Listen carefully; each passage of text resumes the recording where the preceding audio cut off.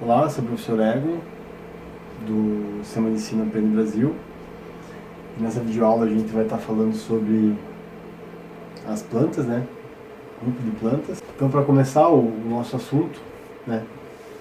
É interessante a gente sempre pensar tanto quando a gente fala na evolução das plantas quanto na evolução dos animais, a gente pensar nos processos que levaram o surgimento de certas características e, por consequência, como que essas características conseguiram fazer com que tanto plantas e animais migrassem do ambiente aquático para o terrestre e quais características fizeram com que esses animais e essas plantas conseguissem dominar de fato o ambiente, né?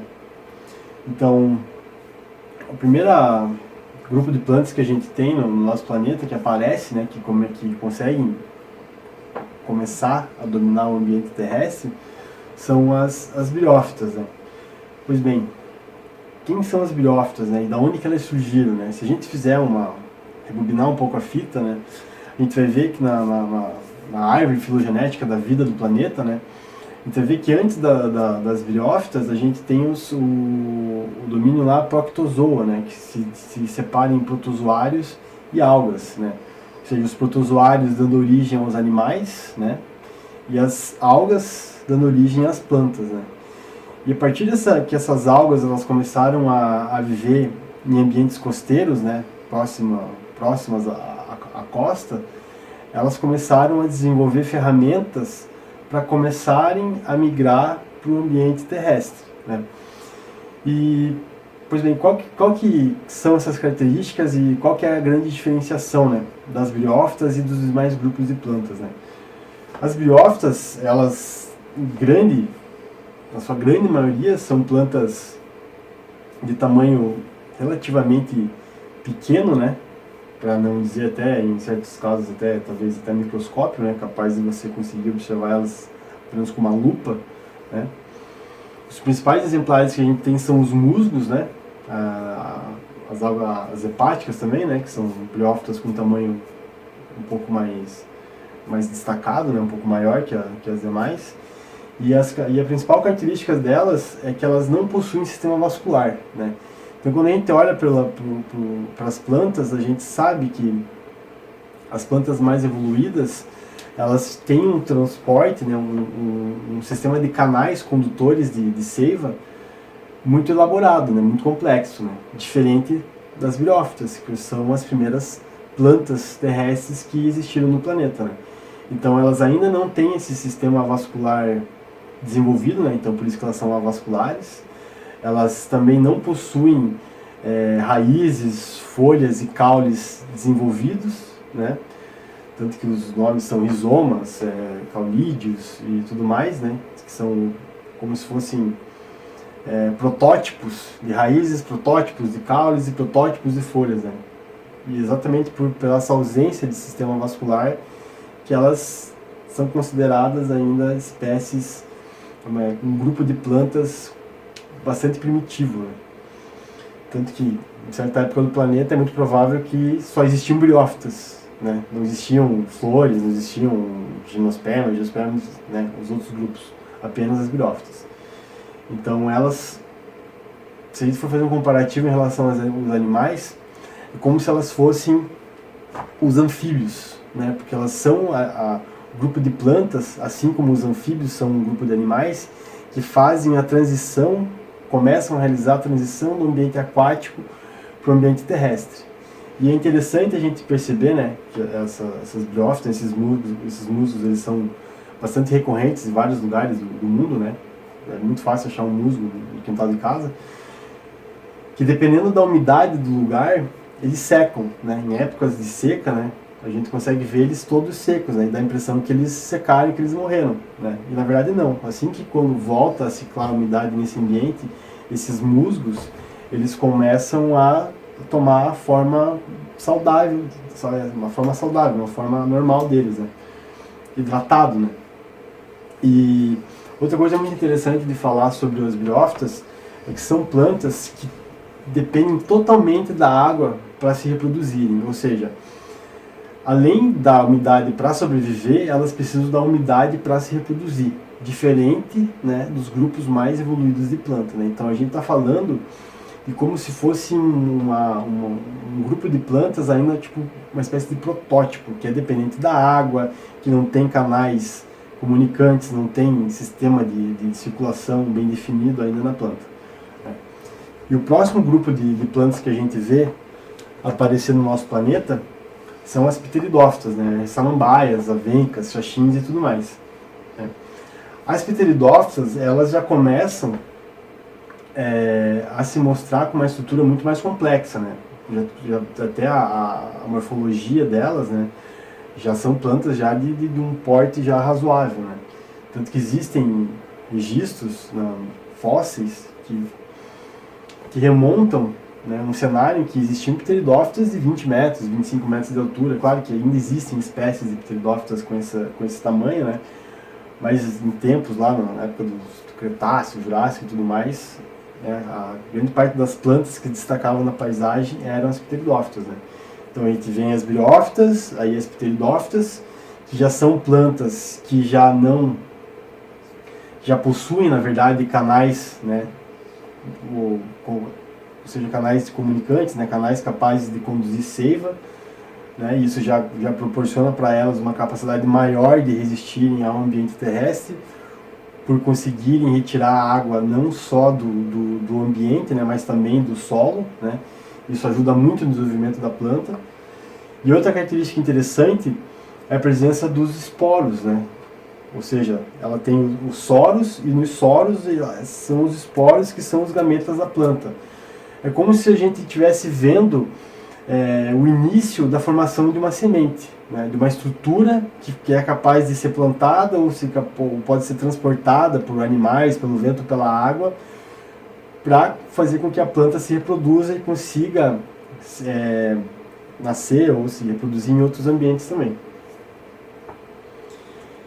E aí, andando nessa escala evolutiva que a gente está falando, né, em relação às briófitas, pteridófitas, a gente chega nas gimnospermas, que são o primeiro grupo de plantas a apresentar a semente, né? Ou seja, elas conseguem reservar sua carga energética numa semente, né, capaz de ser carregada tanto pelo vento, quanto por animais, quanto pela energia da água, chuva e tudo mais.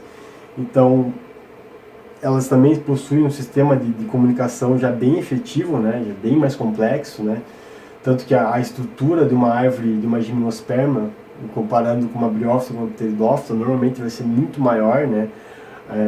A forma de crescimento delas, né? A estrutura dos galhos, a profundidade das raízes, são bem diferentes, já são plantas que já dominam completamente o ambiente terrestre, que já não possuem dependência nenhuma da água para estarem se reproduzindo, né? Claro, elas dependem da água para sobreviver, né? Mas elas não dependem mais da água para se reproduzir, né? Não precisa da umidade para fazer com que o gameta saia do lado masculino e consiga atingir o receptáculo floral lá da parte feminina da planta, né? E aqui mais um destaque de uma gimnosperma, né? Que aqui a gente está vendo o órgão feminino da planta, né? O estróbilo feminino, e aqui o estróbilo masculino, ou seja, aqui são liberados os pólenes, né, masculinos, que vão fecundar a parte feminina da planta. E é interessante isso, porque quando a gente anda aqui nas florestas da região do Paraná, a gente às vezes acha uma pinha lá de pinhão que está seca, que não tem nada dentro, e uma pinha, né, que está cheia de pinhão. Os pinhões, a semente cresceu mesmo, foi fecundada aquela semente, né, aquela árvore foi fecundada, né.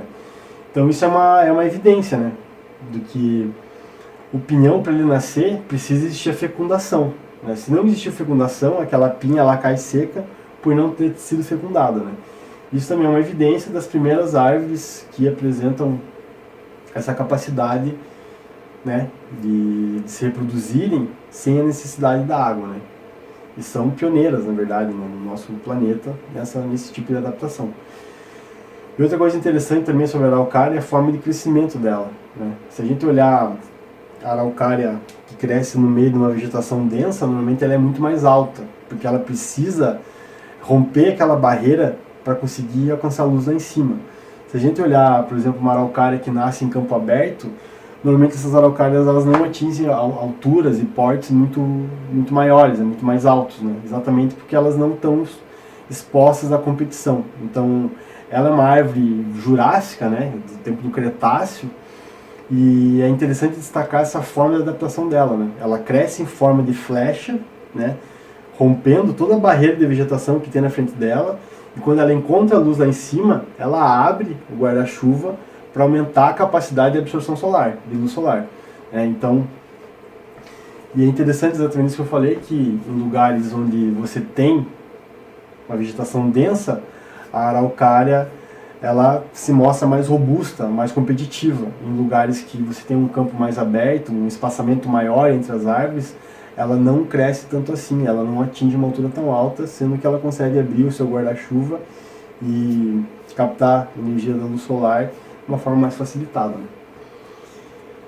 E finalmente as angiospermas, né, que são as flores, são os grupos de planta mais evoluído, né, que são as plantas que possuem flor, fruto e semente, né, ou seja, tem todo um aparato evolutivo, vários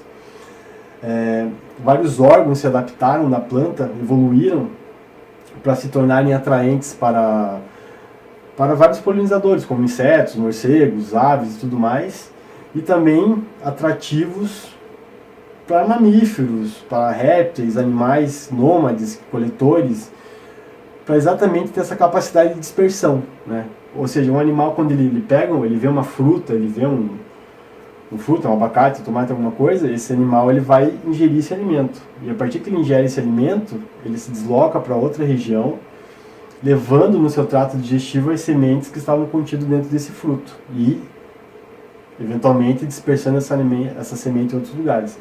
Então isso também é uma estratégia evolutiva que as angiospermas desenvolveram ao longo de milhões de anos de evolução, né? Tentando sempre se tornarem cada vez mais atrativas e menos dependentes da água para conseguirem se reproduzir.